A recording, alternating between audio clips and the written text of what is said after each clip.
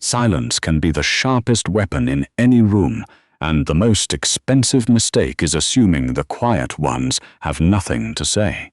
When a $200 million acquisition nearly collapsed in the private dining room of one of Chicago's most storied restaurants, a table full of corporate attorneys and financial executives couldn't bridge the one gap that mattered. The deal was already dead before the entrees arrived, until the woman clearing the bread plates opened her mouth. The Aldercroft in River North was not a restaurant so much as a religion. Reservations were made 6 weeks in advance. The sommelier had once turned away a sitting congressman because he'd ordered a Barolo with the fish. The private dining room on the second floor, a long, mahogany-paneled space with arched windows overlooking the Chicago River, was reserved exclusively for guests whose names appeared in financial newspapers and nowhere else. For 28-year-old Amara Okafor, it was simply the place that kept her brother alive. She had discovered the job 14 months ago, the week after the specialist at Northwestern Memorial had sat their family down and used words like long-term immunosuppressive therapy and ongoing monitoring protocol. Her brother, Kofi, was 23. The monthly cost of keeping him stable was not something a graduate stipend could absorb. So Amara had quietly folded the acceptance letter from her doctoral program in international economics into the back of her desk drawer, picked up the black uniform, and learned to pour wine without leaving a single fingerprint on the glass. She was exceptional at it, not because she lacked ambition, but because Amara Okafor had spent 4 years studying the behavior of markets and the people who moved them, and she understood at a granular level that observation was power. She watched the room the way she had once watched currency flows. She noticed everything. She said nothing. Tonight, the tension in the private dining room had a particular texture to it. It was the kind of tension that came not from anger but from incompetence, trying very hard to disguise itself as authority. Seated on the west side of the table were 2 men Amara had already sized up within 60 seconds of their arrival. Philip Crane was the CEO of a Chicago-based logistics and supply chain firm called Meridian Group. He was 52, silver-haired, and wore the self-satisfaction of a man who had spent decades being the most important person in every room he entered. His attorney, a younger man named Douglas Fett, sat beside him with a tablet computer and the aggressively relaxed posture of someone billing by the hour. Seated across from them was the reason the room felt like a wire pulled too tight. Hannah Mori had flown in from Seoul that morning. She was the executive vice president of Daewon Capital Partners, a South Korean investment firm with holdings across 4 continents. She was 55 years old, impeccably dressed in a charcoal suit with a single gold brooch at the lapel, and she carried herself with the particular stillness of someone who had learned long ago that the room always came to her eventually. Her English was limited, functional for pleasantries, insufficient for the level of precision that a deal of this size demanded. She had arranged for a translator to accompany her from the Korean consulate. That translator had called 40 minutes ago with a family emergency and would not be coming. Philip Crane had assured Hannah Mori's assistant, over a brief and increasingly strained phone exchange, that the language barrier would not be a problem. He had an app. Amara had been in the service industry long enough to recognize the precise moment when an app became a liability. It happened about 12 minutes into the dinner, when Douglas Fett leaned toward his phone, spoke clearly into the microphone, and said, "We're offering full integration of your firm's regional portfolio into our North American distribution network." The automated translation that emerged from the phone's speaker, Amara caught every word of it, rendered this as something closer to, "We wish to absorb your territory completely into our American system. Hanamori's expression did not change, but her right hand, which had been resting open on the table, closed slowly into a loose fist. Amara set a water pitcher down on the sideboard and looked at the far wall. She had grown up between two worlds. Her father, a Ghanaian economist who had spent 12 years as a trade attaché in Seoul, had insisted she learn Korean the same way he had insisted on everything, completely, seriously, with no shortcuts. She had spoken it before she was 10. She had studied its formal registers in high school, the way language shifted depending on who was in the room and what was at stake. She knew, standing at the sideboard of the Aldercrofts' private dining room, that what Hanamori had just heard was not a partnership offer. It was, in the vocabulary of Korean business culture, something closer to a hostile declaration. The dinner continued. It got worse. Philip Crane, who did not seem to notice that Hanamori had stopped engaging and started enduring, pulled out a printed term sheet and slid it across the table, not with two hands, not with any particular care. He slid it the way you might push a check toward a waiter. Amara watched Hanamori look at the document, then look at Crane, then set her hands quietly back in her lap. In Korean professional culture, documents, like business cards, were offered and received with deliberate ceremony. What Crane had just done was not a cultural misstep. It was, to someone who understood the grammar of it, a small but unmistakable insult. The kind that told you everything about how the other side saw you. "She's not reacting," Douglas muttered to Crane, his voice low but not low enough. "That's either very good or very bad. Just keep going," Crane said, his jaw tight. "She'll come around when she sees the upside. These firms always do. They want American market access more than they want manners." Amara's hand paused over a water glass. Hanamori had heard the tone, if not the words. She understood contempt without needing a translation. She reached for her leather portfolio and set it on her lap, the universal body language of someone preparing to leave. From the hallway outside the private dining room, Apara could hear the maître d', a precise and humorless man named Gerald, giving instructions to the kitchen. Gerald had 3 rules for the private dining room staff: anticipate, don't intrude, and never. Under any circumstances, insert yourself into a guest's conversation. He had said this to Amara on her first shift with the particular emphasis of a man who had fired someone for exactly that reason. She had nodded and kept the rule without difficulty. She was not, by nature, someone who intruded, but she was also, by training, someone who understood exactly what was about to happen. Hanamori set her portfolio on the table and spoke for the first time in several minutes. Her Korean was quiet, measured, directed at no one in particular, the way people spoke when they were done deciding and had moved on to simply doing. She said in a register that was more formal than conversational, "There is no shared language here. And without language, there is no trust. And without trust, there is nothing worth signing." She began to reach for her coat, which was folded over the back of her chair. Amara put down the water pitcher. She had run the calculation in the time it took Hanamori's hand to move 8 inches. If she said nothing, the deal died. 2 grown men embarrassed themselves in front of a woman they had catastrophically underestimated, and Amara kept her job. Her brother's next treatment was covered, and none of this was technically her problem. If she said something, Gerald would hear about it within 24 hours, and she would be cleaning out her locker by Tuesday. The thing was, and this was the part she hadn't anticipated, she recognized the situation, not abstractly. Personally, her father had walked into a room like this once, years ago in Seoul, when a translation error in a trade facilitation agreement had nearly ended a bilateral relationship that had taken 4 years to build. He had told her about it on the phone one night, matter-of-factly, the way he told her everything.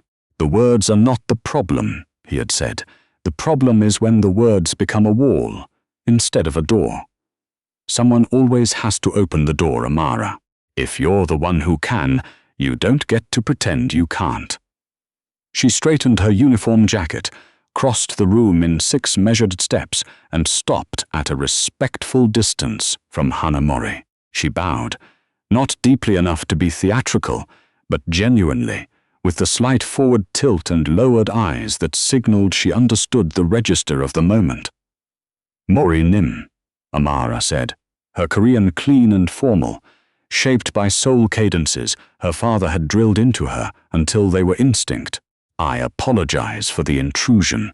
I am a member of the service staff and have no place in your negotiations, but I could not in good conscience allow a misunderstanding to end an evening that might otherwise have value. If it would be acceptable to you, I would be honored to offer my assistance as an interpreter." The room went completely silent. Philip Crane and Douglas Fett stared at her the way people stare at something that has done something structurally impossible, like a wall deciding to become a window. Hanamori did not move for a long moment. She looked at Amara with an expression that Amara had learned to read in her years abroad, the careful, recalibrating look of someone who has been surprised in a way they did not expect to be surprised, and who is deciding whether the surprise is a gift or a trap. "You speak Korean," Hanamori said. It was not quite a question. "I grew up partly in Seoul," Amara answered in Korean. "My father was a trade economist. He believed language was the only investment that compounded without risk." Something shifted in Hanamori's posture, the faintest relaxation at the shoulders. "He sounds like a practical man." He was. Hanamori looked at the 2 men across the table, then back at Amara. "You may interpret, provided you interpret accurately and completely. I will know if you do not. I would expect nothing less, Mori Nim." Crane leaned forward, looking between the 2 women with an expression that was trying to be grateful and landing somewhere closer to bewildered. "What's happening?" What did she say?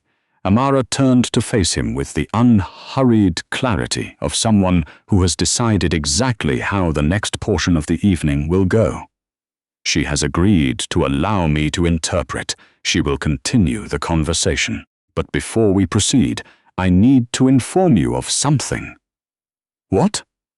"When your colleague translated the partnership proposal using the phone application earlier, the phrase that reached Ms. Mori was not about integration. It was about absorption. In Korean business culture, specifically in the formal register Ms. Mori operates in, that distinction is not minor. She heard an acquisition framed as a conquest. That's why the conversation stalled." Crane blinked. Fett set his stylus down.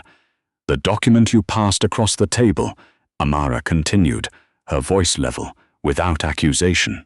"In a Korean professional context, that gesture, one-handed, sliding, no acknowledgement, communicates that you view the document as a transaction, not a relationship." Ms. Mori noticed. She is someone for whom those things are not peripheral. They are the substance of the meeting. Crane's jaw worked. For a moment, his ego and his desperation had a brief, visible war. "Desperation 1. How do we fix it? You acknowledge it directly and simply. I'll translate." He hesitated. Then he nodded. Amara turned back to Hanamori and relayed, in the careful formal Korean appropriate to the moment, that Crane wished to acknowledge he had handled the opening of the evening poorly, that he had not been adequately prepared for the importance of the interaction, and that he hoped she would allow him the opportunity to begin again with more care. Hanamori listened. She looked at Crane for a moment, reading him the way experienced people read rooms, and then said, "Tell him I appreciate the acknowledgement. Tell him I did not fly from Seoul for apologies. I flew from Seoul because Meridian Group has built something genuinely interesting. I came to find out if the people running it are interesting too." Amara translated this exactly. Crane sat back in his chair. The desperation didn't leave, but something else entered alongside it. A kind of attention that hadn't been there before, as though he had finally understood what game was actually being played. The dinner resumed. For the next 40 minutes, Amara moved between English and Korean with the fluency of someone who had stopped thinking about the act of translation decades ago. She didn't just carry words across the table. She carried register, context, the implicit weights that certain phrases carried in one business culture versus another. When Crane talked about aggressive growth targets, she rendered it in terms that emphasized ambition within discipline, which was how Daewon Capital thought about expansion.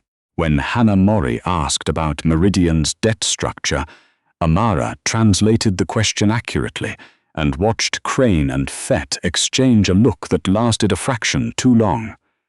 She had been watching that look crystallize for the last 10 minutes, each time the conversation touched the financial architecture of Meridian Group, their current credit facilities, their outstanding obligations, the sequencing of the proposed acquisition.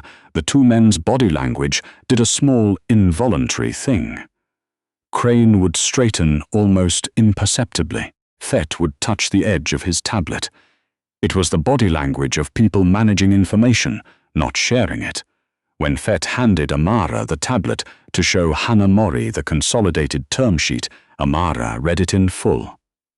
She was not a lawyer, but she had spent 4 years in a doctoral program that required her to read financial disclosures the way other people read novels. For what the language was trying not to say. And on the 4th page of the term sheet, under a section labeled Post-Merger Operational Continuity Provisions, was a clause that was doing something very specific and very quiet. It stipulated that upon closing, Daewon Capital Partners would assume co-liability for all existing and pending arbitration claims against Meridian Group, including those arising from a freight contract dispute currently in pre-litigation with 3 separate regional carriers. The clause did not state the value of those claims directly. It referenced an exhibit. The exhibit was not attached to the document on the tablet. Amara stood still for a moment. She thought about her father. Not the lesson he'd taught about language and doors. The other one. The one from the last year of his life, when he'd been consulting for a development fund that turned out to have structured its liabilities the same way. He had signed documents he'd trusted. He had trusted men who smiled while they handed him the pen. And the last 2 years of his life had been spent quietly, methodically, trying to rebuild something they had taken from him without ever using the word steal. "Is there a problem?" Fett asked, watching her. Amara looked up from the tablet. She looked at Douglas Fett with the particular calm of someone who has already made a decision and is simply waiting for the moment to execute it. "There's a missing exhibit," she said. Fett's expression flickered. "That's standard formatting. It'll be included in the final packet. It's referenced in the co-liability clause on page 4. Ms. Mori's team will want to see it before any signatures. That's not part of tonight's discussion. Tonight is a letter of intent. The due diligence materials come later. Then I'll let Ms. Mori make that determination herself." Fett leaned back in his chair. The easy billing by the hour relaxation was gone. "You're a server," he said, with the particular measured weight of someone reminding you of your place. "I'm an interpreter," Amara said, "and right now I'm doing my job." She turned to Hannah Mori and spoke in careful, precise Korean. She described what she had found, not with drama, not with editorial commentary, but with the clean specificity of someone who had been trained to read documents for a living. There was a co-liability clause. It transferred legal exposure for unresolved claims to the acquiring party. The exhibit quantifying those claims was absent. In her assessment, the gap was not accidental. Hanamori listened without moving. When Amara finished, the executive was quiet for a moment. Then she said quietly, "Why are you telling me this?" Amara answered the same way she had answered when she'd crossed the room in the first place. Directly, without performance, because men like this destroyed my father's work.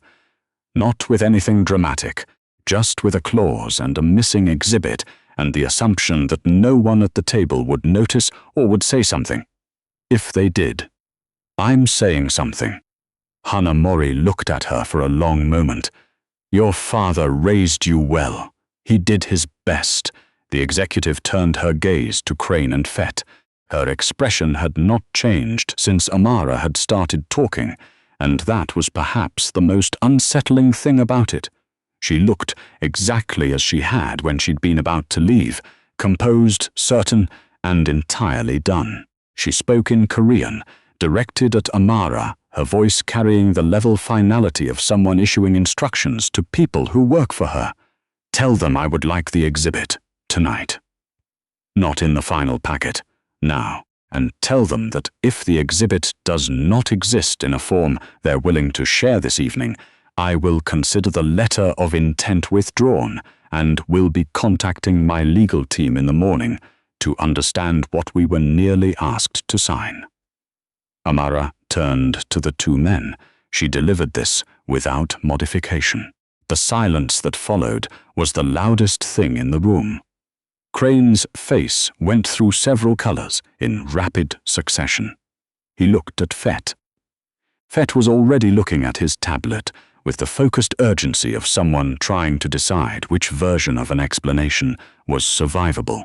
"That clause is standard industry language," Fett said, the smoothness of it almost impressive. "Any acquisition of this type involves shared liability transitional periods. It's boilerplate." "She'd like the exhibit, Mr. Fett. The litigation is pre-arbitration. The values aren't finalized. Then there's a range. She'd like the range." Crane put his hand flat on the table. "Doug." His voice was very quiet. "What's the exposure?" Fett looked at him. A second passed that seemed to have the weight of several. Then Fett said, in a voice pitched just above the ambient sound of the room, between 60 and 90 million, depending on how the carriers settle. The number landed in the middle of the table, like something dropped from a considerable height. Crane closed his eyes. When he opened them again, he looked 10 years older and approximately honest for the first time all evening. "It wasn't supposed to come up tonight." "I know," Amara said. She turned back to Hanamori and translated the exchange precisely. The exposure range, the admission, the deliberate sequencing that had kept the number out of the evening's documents. She did not editorialize. She didn't need to. Hanamori picked up her portfolio from the table. She did not move to leave this time. She simply held it in her lap and looked at Crane with an expression that was, somehow, neither angry nor contemptuous. It was something closer to tired, the look of a person who has been in enough rooms to know that this particular room was not unusual, only expensive. She spoke. Amara translated. She says she came to Chicago to build something.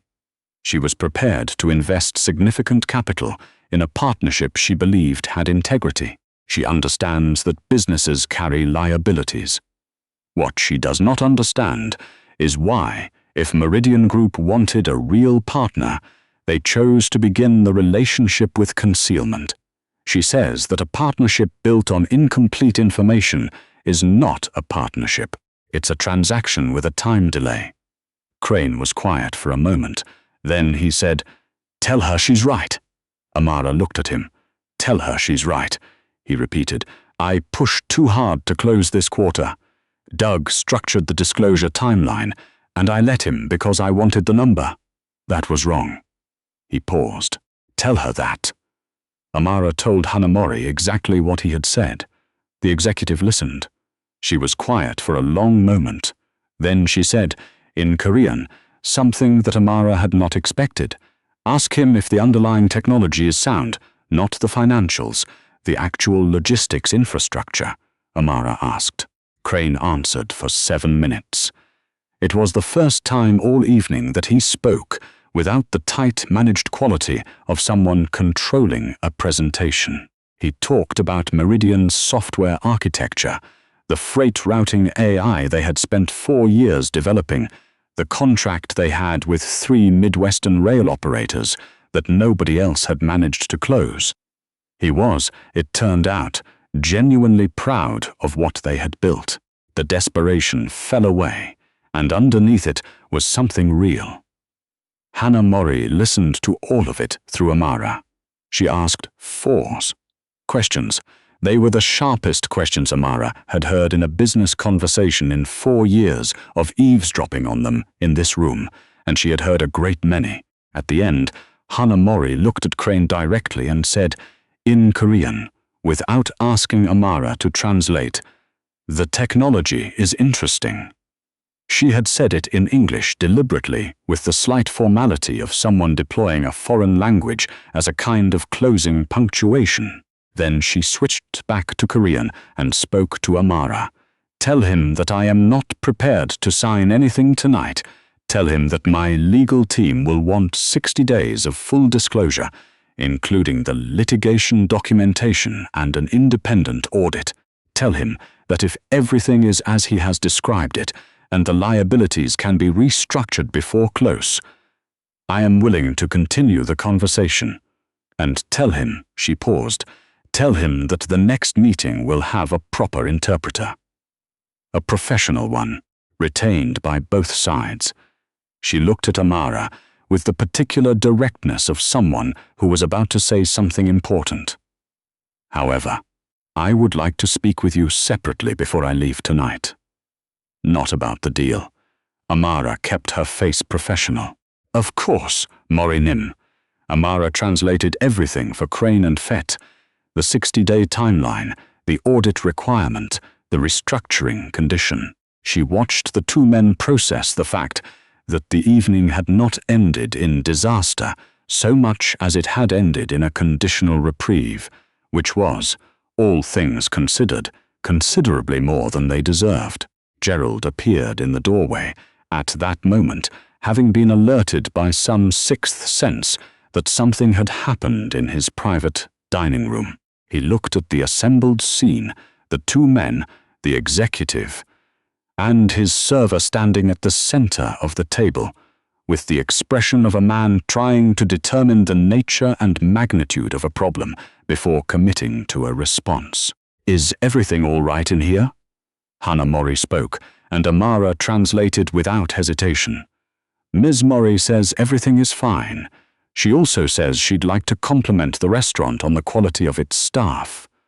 Amara paused. She was very specific about that. Gerald looked at Amara. His face did something complicated. He nodded slowly and withdrew. The dinner wound down in the way that evenings wound down when the pressure had been released. A kind of collective exhale, coffee ordered and poured, the commercial tension replaced by something that was at least professionally civil. Crane shook Hannah Mori's hand with 2 hands this time, and she acknowledged this without comment.